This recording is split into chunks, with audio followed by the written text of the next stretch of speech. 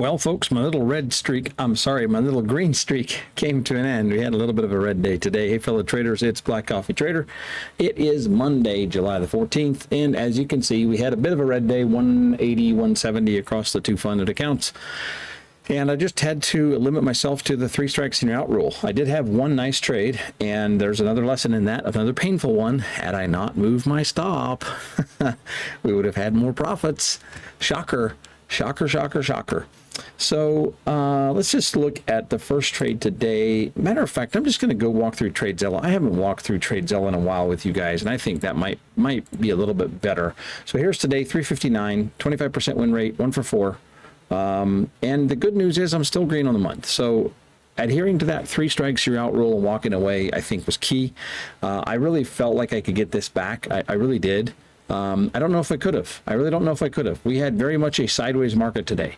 If you look at this little area right here, here's the NASDAQ, very much sideways, and after basically lunchtime, ES went pretty much sideways. I know that's on the small screen down here above the banner, but we'll look at that in more detail. So I don't know. I may not have been able to get it back, and it was better to just walk away, accept a red day, and move on. Stay green for the month, and not turn this into a $400 per account red day. That would have been bad. So that's the win.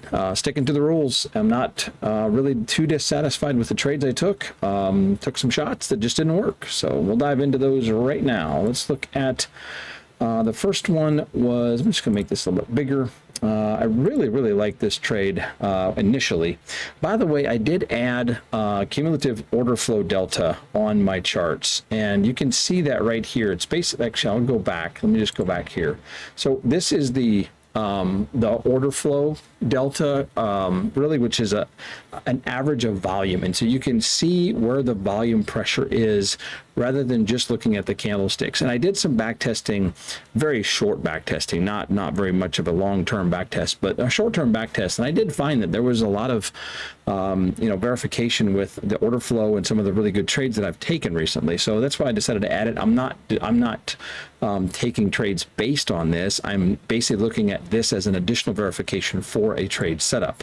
And that's kind of what happened here. So back to the screen here on TradeZella. So this was a gap fill break and retest. Delta showing a big sell-off. You notice I'm going to probably have some notes here about the Delta.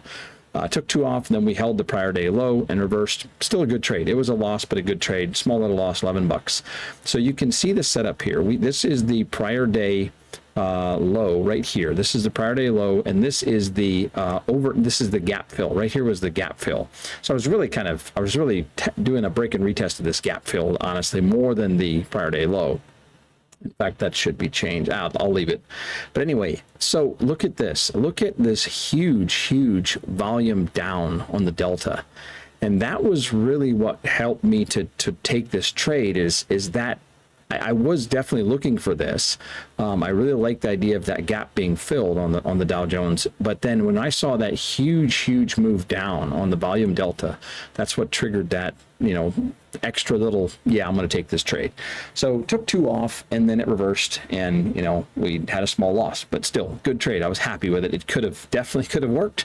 It was just one of those that didn't, and that's fine.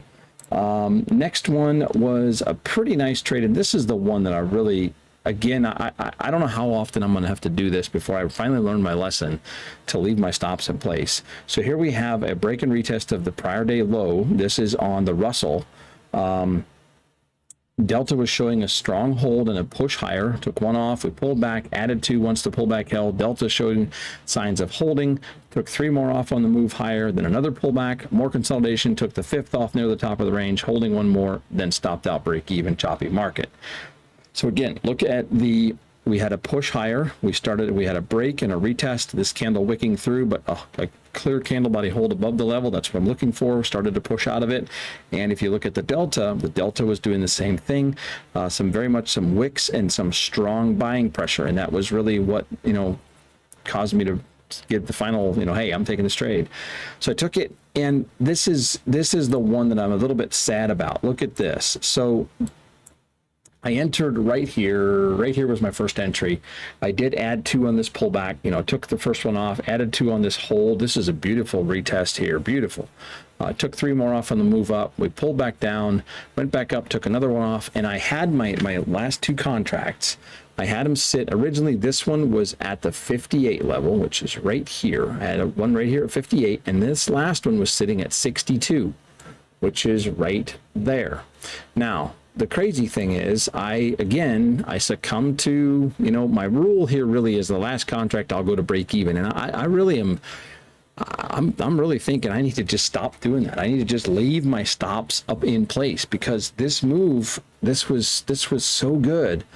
It took a while to unfold, and I've noticed this a few times now on the Russell, but look at what happened. We never broke the prior day low from Friday, never broke it. My stop was right here.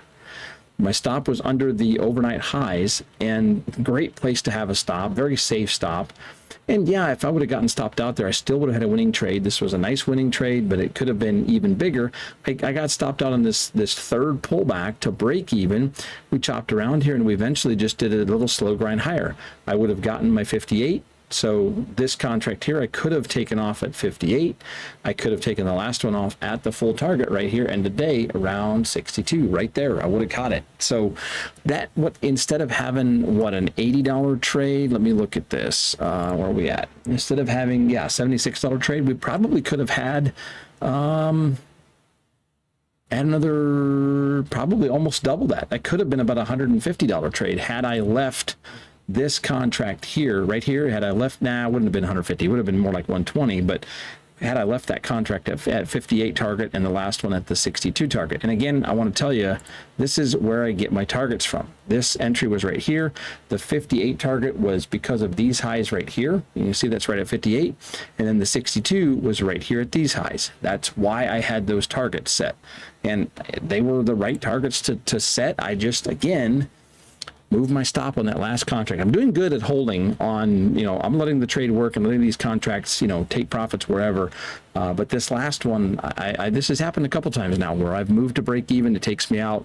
I have a winning trade. It's an okay trade, but I leave some money on the table. And so that's what I want to work on. So that was the winning trade today. And then let's go back to TradeZilla, and we'll go to the last 2. This one here is a disappointing loss. This is actually the first 100% loss that I have taken, I think, in a week. It's actually been a week since I have taken a full loss. So here we have a rejection of previous day high. Completely did not work. This was a rejection on the NASDAQ on the previous day high. Take a look here. And again, let's go back here. Let's look at the delta.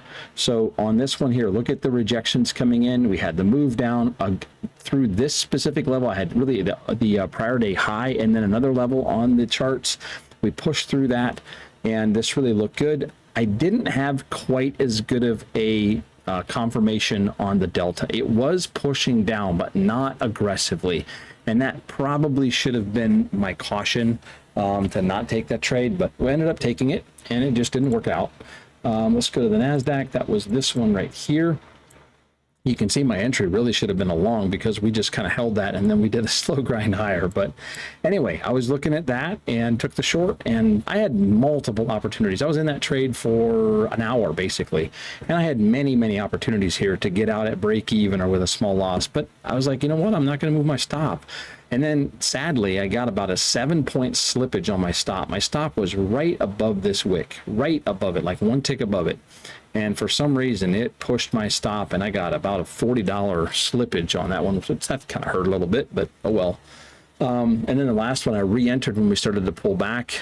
Took one off there, and then as it broke the prior day high, I just killed it again. So just made some errors there. Not really errors, they're just trades that didn't work. I mean, I liked this in the original setup. It was aggressive because we were shorting a big move to the upside, but we really just went sideways for a while and just, you know, really chopped around the end of the day. So, you know, it is what it is. There's just a couple trades that didn't work, and that's all there is to it. So that's the rundown for today. So we'll be back at it. May not trade tomorrow. In fact, I'm not going to have a trade plan in the morning.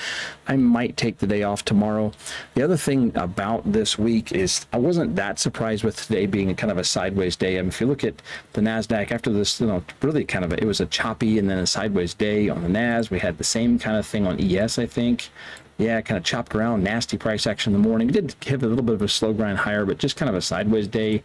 The Dow Jones really went sideways, not much of a move there.